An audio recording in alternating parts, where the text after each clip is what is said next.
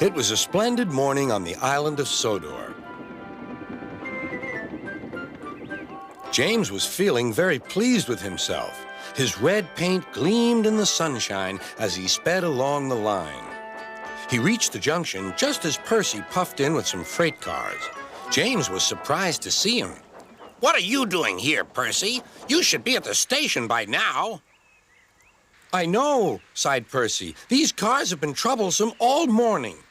That's no excuse, Percy. Nothing should stop us. Sir Topham Hatt relies on us to be on time. Now, if you'll excuse me, I'll be on my way. And James puffed importantly away. Bossy buffers, muttered Percy.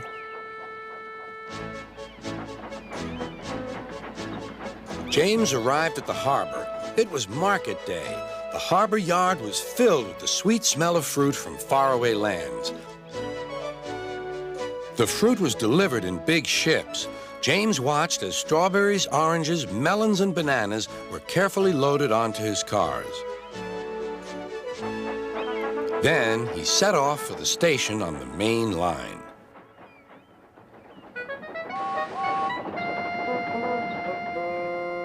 On the way, he met Thomas. Really reliable, that's me, panted James. Pity the same can't be said for Percy. Goodbye. What was all that about? Gasped Annie and Clarabelle. That was trouble. Trouble for James. Just wait and see. Percy was back in the yard and busy shunting. He had the cars in good order and was making up for lost time. But the station master had bad news. What's happened? Asked Percy's driver. James's brakes have jammed. We need Percy's help right away. Percy quickly set off to the rescue.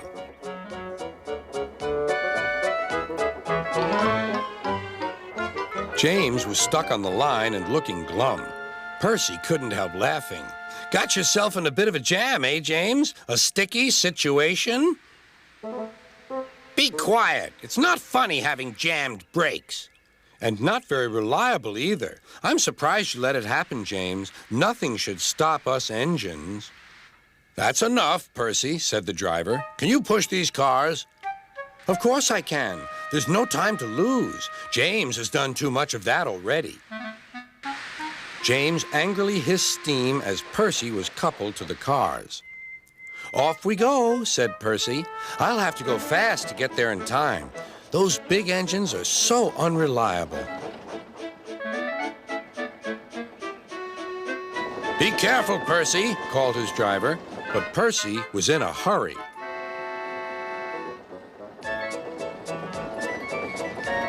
He didn't see that the switch had failed and that he had been diverted into a siding. Look out, Percy, shouted his driver and applied the brakes, but it was too late.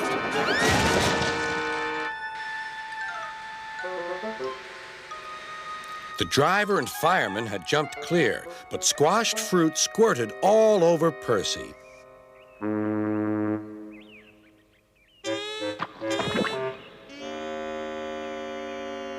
Sir Topham Hatt arrived. Percy, you are not to blame for the switch failure, but I do not run a jam factory. Yes, sir. No, sir. And Percy squelched sadly away. That night, the shed was silent. James and Percy felt very sorry for themselves. At last, Thomas spoke. You know, he said to no engine in particular, there's more than one way to get jammed. We all learned that today. Still, there was silence. What's more, we also learned that sometimes when engines help each other out of a jam, things can still go wrong. So, said a voice, so that means we learned a lot today, and therefore... Then came a chorus. We're really useful engines after all.